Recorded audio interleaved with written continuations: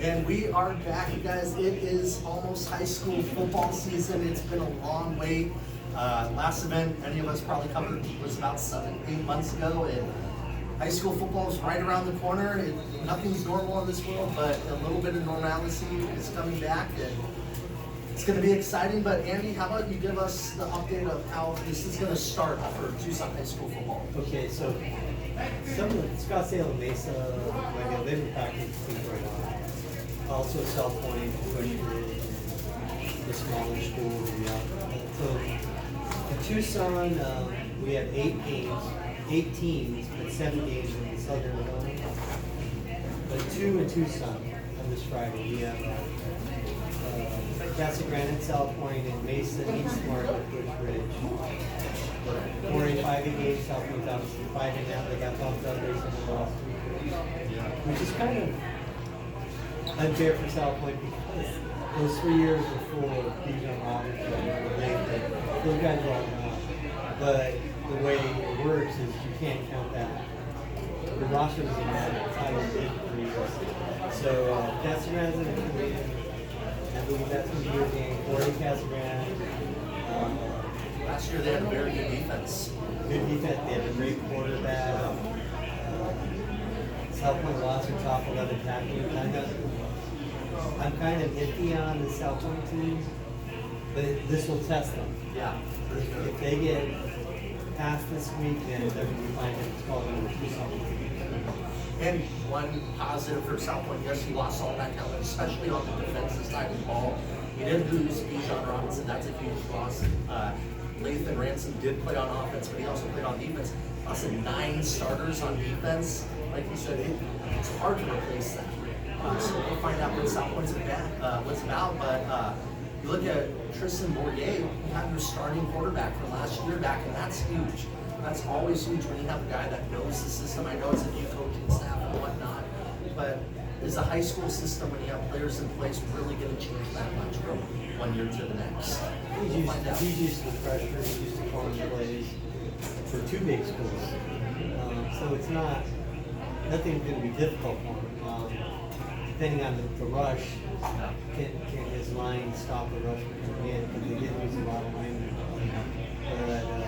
And plus the South Point crowd's not going to be there, which I think a lot of teams are going to have that issue where it's neutral field now, basically. So, and Casa Grande, who knows what they know they can't bring their fans. Yeah. And I'm going to be a Bushridge, like their first game ever. And, just like Eric Rogers replacing Dennis Panay, Ken Middleton replacing Jerry Harris, Bushridge, another story program. So that's going to be an interesting game over in Oro Valley. And then there's other teams like Benson, Bisbee, Santa Cruz, Tucson, St. David, and Delaney. Delaney is right on the freedom. They're all playing because they didn't have the COVID business. Their game is back. That's all 3A and 1A. Next week, going to South Point, big game. South Point until other teams like Marana, Cienega, Heinrich, Samara get back in the mix. Sunnyside, Tucson, that's going to be the focus, obviously. By default this year, all the lights on you. All the lights on you. What are you excited for this week in particular? With South Point, what I'm looking at is their running back, David Cordero. He backed up Bijan last year, but he still got almost 600 yards. Very fast, very elusive. He's tough to find coming out of the backfield because he's a smaller back. But he's a speedster. He's a speedster and he's strong. So he could have he only have how many games did he have? 7. So it's gonna be hard for him to get 1,000, but he can get over close to 800 yards. Trayson Bourget is he's a college quarterback. A couple other guys. They have Breeze McCraren, who's a defensive lineman, defensive tackle. Really strong. He's like 6'4", 240. So he's getting some attention from colleges. So they've always had good players. Their freshman team and their JV team can compete with most varsity teams.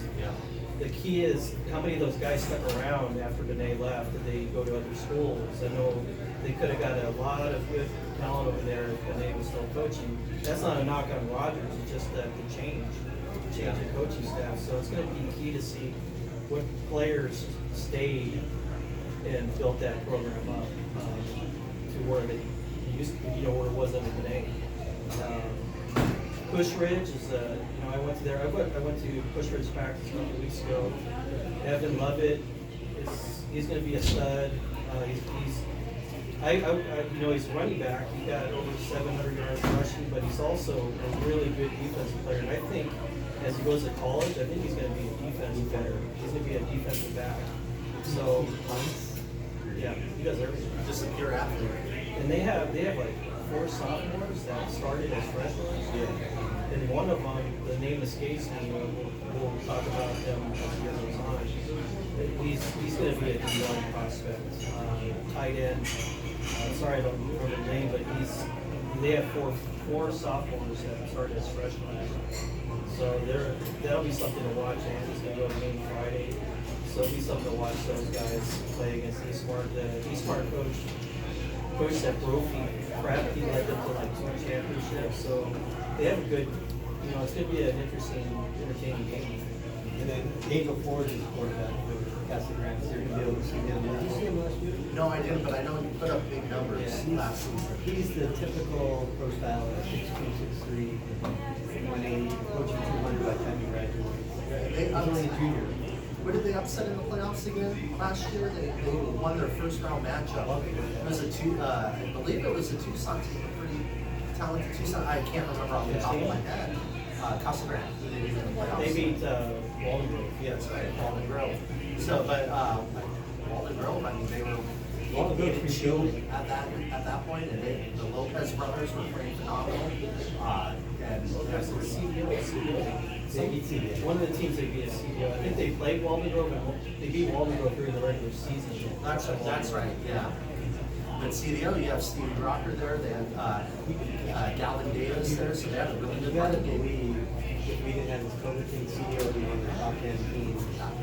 They'd be in the open, they'd be self-punching, not as good as self, but they would be in the open division playoffs. Possibly tomorrow. I would say Ironwood Ridge would be a possibility this For year. 5A, yeah. Because they have, from what I've been hearing out of there, they have some talented kids that have come back. Starting quarterback in place this year. Not only can he throw the ball, but he can scramble and he can help it here. But their tight end, I know their kids have been calling the tight end Baby Gronk. I don't know how accurate that is, but when you get a nickname Baby Gronk in practice, that's got to be a good thing. Yeah, that whole motion running offense has shifted over to Mountain View now. He was on the Tucson. Yeah. So Ironwood should be more of a passing. But Peyton Puppeteer can scramble. He can gash you for about 20-30 yards if you're not paying attention. It's just a matter of they could get great defensive play, consistent drives on offense. The consistency can be there, but you're right. CDO, Ironwood, I think Mountain View would have been much improved this year. It would have been very interesting. I would have liked to see Tank Verde. Yeah. But you can't just start off and win. But compete. Yeah. So you want to talk a little bit about it? Well, yeah, I talked to Jay last week, Jay Dobbins, and I asked him, can I come out to your practice? And he goes, yeah, but just give us a little time. We're still working out the kinks. So he wants to have like the best possible situation for them. But there's a lot of new players, a lot of the coaching staff is totally new. Changed the top class. Yeah. But I would like to just go there to see how they're coaching these guys because they have such good coaches there. Jeff Keeble, David Adams, Jay Dobbins, the head coach. There's a few others that are that have good backgrounds. College level players. Oh, Ciengo, they've been right. They're always there. What was that stat I pulled up? They're like 39-1 against Tucson teams in the last 5 years. And their record versus South Point that is 3-1. Yeah. They have 12 guys who have scholarships, 12 scholarships. More than double the next year. We should make them out next year. For Micah, Yeah. That's going to be a team right away. I think they're playing a JV season, possibly this year. So. And that's gonna be located in the Vale area, right? It's on Allen and right down the street. So that you're gonna probably see It's some for more kids. Sabino kids. Yeah, more Sabino kids, some Cienega kids. It's gonna affect that area. Empire's still there, and I know they haven't been themselves lately. You know, it's hard to win in that area. One school I want to talk about that I was excited for this year is Sunnyside. You saw the young sophomore freshman quarterback play, put up some big numbers, new coaching staff, and they weren't winning games, but they were in a lot of games. They were in. I was talking to Glenn Posey in practice last week too. They were in every game in the fourth quarter. There was one game I think where they lost big. I think it was Buena. They lost big at Buena. Other than that, they were in every game in the fourth quarter. They should have beat probably Pueblo. Yeah. Apologies to Brandon Sanders, but they had everything there. They just beat Pueblo. They had Desert View. they should have beat Desert View. That was back in Fairfield. They Camp Verde up there. When Camp Verde was in the open division, I think, right? No. They were right there. Yeah. They were leading, or they were tied at halftime in Camp Verde up there. Yeah, that's not an easy place to So play. they were right there with the coaching staff. They have some good offensive talent, like we were talking about. Conde and then Alves, receiver. So they have some great talent. Desiree has a great running back. Oh yeah, Serge Boe and Carlos Obisu. Yeah, Serge might be the next one. I mean, he's a monster.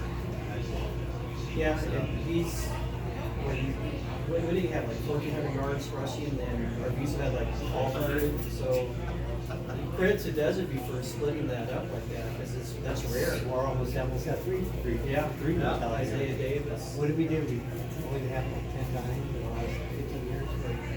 Team had 2,000 yards. And then at Sabino, you have AJ Skaggs still there. He's gonna climb up the passing yards. Yeah. He lost all the receivers. Mike Usuma went to Hamilton, but he still has these great freshmen coming in. They seem to turn out the receivers because you have a quarterback. Yeah. So he may go for 2,000 if they get to play. Yeah. But it's going to be difficult because you're not doing 11 or 12 games nowadays. And the way it's going to be now, you get to play your 7 or 6, and if you don't make the playoffs, you get to have another game. So it's like that bonus game. Yeah, exactly. It's like a bonus game. And Phoenix Union School District's got to have a championship. So they're going to have like a Final Four too. That'd be nice if Like the 1950s. So, yeah. So if the TUSD schools really got serious and put together a plan with their administration, they could have a playoff. Yeah. I'm pretty sure because Phoenix Union got to have one. I don't see why TUSD. There just needs to be more direction, I think, to get that organized. Yeah, they need to go to Boston. And it would be like the old days where we've been looking through the old newspaper clippings where there's city championships. Yeah. I'm like, whoa, what is that all about? I don't think those existed when I was Talking to some involved with local high school football, they kind of wish that they were on their own entity these days. Well, now we do the unofficial city champions. Obviously, it's South or Shannon. Yeah. But then you have to do the smaller things. There's a big jump between Sabino 3A and South Point Play. There's a huge. There is. It's Sabino used to be there. That's one Sabino people. 5A. They used to be right there with those guys. But you know what? You look at 3A for Tucson, Sabino probably is one of the top teams in 3A. They're doing fairly well One of there. the top teams in the state. Yeah. It's So they've been Stafford. Stafford. Stafford East, I call Eastern Block the Stafford Capture. Factor's been good on this. All those little schools, they just walk down the hallway as a kid and all play. It's a different mindset out there. Yeah. And then you have Yuma Catholic, who are sort of 7 years on, but they like to keep themselves separate. So, go ahead, sir. But there's other sports like there's volleyball, golf, soccer, cross country, swimming. So those kids will itching to play also. And it's going to carry over to basketball, wrestling, and big school soccer in the wintertime. So hopefully by then we'll get a basketball.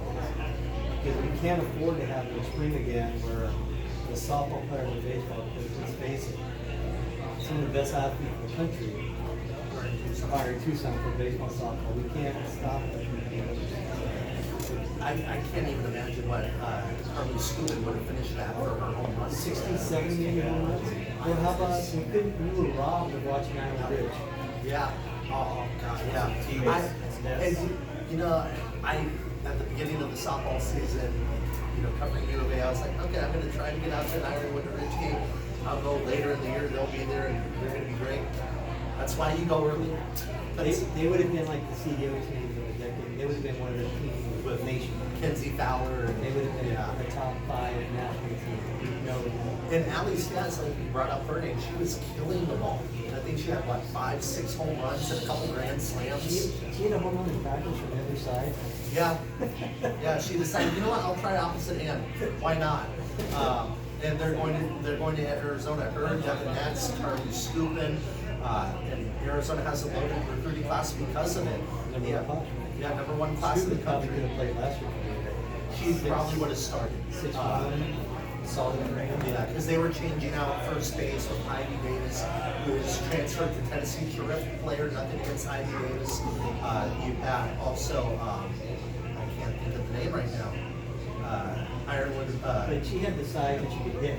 Yeah. You know what I'm talking about, right? First base? First place catcher. Izzy Pacho. Oh, Izzy Pacho. Izzy Pacho also saw a little bit of time there at first. Alyssa Palomino Cardosa, who you want in the outfield because she's one of the best defensive players on the team, probably would have started from day one. Scratch alone. Yeah. Baseball scratch. Well, you said Ivy Davis went to Tennessee. Yeah, she That's transferred. That's an indicator right there that Carly Scoopin would have played last year. Yeah, and Or her to leave like that. exactly. And Arizona had, I think, 5 to 7 transfers this offseason. One of them being Marissa Scholl back to Phoenix at ASU. So it's obvious how talented this freshman class is coming in with the seniors coming back. Arizona's going to be rocking, and it's because of the local talent mostly. I know for a while there was not local talent, there was talent. Yeah. You can't really, get what you presented. He's presented with a great Tucson crew of girls.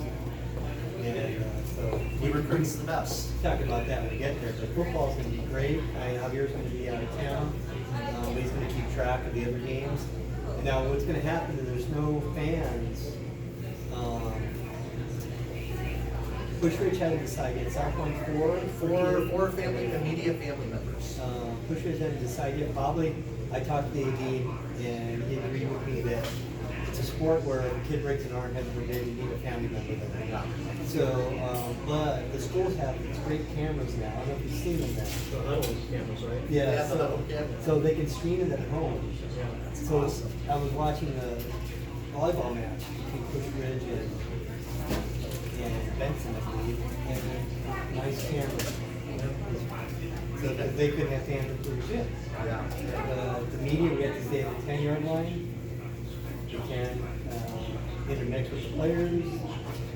There's going to be no coaches on the field. No parents on the sideline. No, you mean we don't have to push over 1,000 people on the South Points? It's going to be interesting with no noise. Yeah. As Bill Belichick said, it's going to be like practice. You're going to hear everything on the field. Yeah. I think that's one thing I'm looking forward to hearing the audibles, to hearing the, hey, I got this guy here. Because when it's loud, it's hard to hear that even from when you're at the sideline. Let me ask you guys one thing, because Bijan obviously has graduated, gone on to Texas. Who is that next guy here in Tucson? Maybe not Bijan status, but who is going to be the class of Tucson this season? Well, look at Johnny Moore. He's not playing. Maybe Stevie Rocker. Yeah, I think Stevie Rocker, especially since he committed to Arizona, he's going to get a lot of attention. If Stacks those for 7,000 yards. Not this year, total. Yeah. 7,000 yards. Well, if you would think of BYU. There's not the high star power this year, but there's we're keeping track of the college scholarship offers. There's 52 players that have received at least one scholarship offer.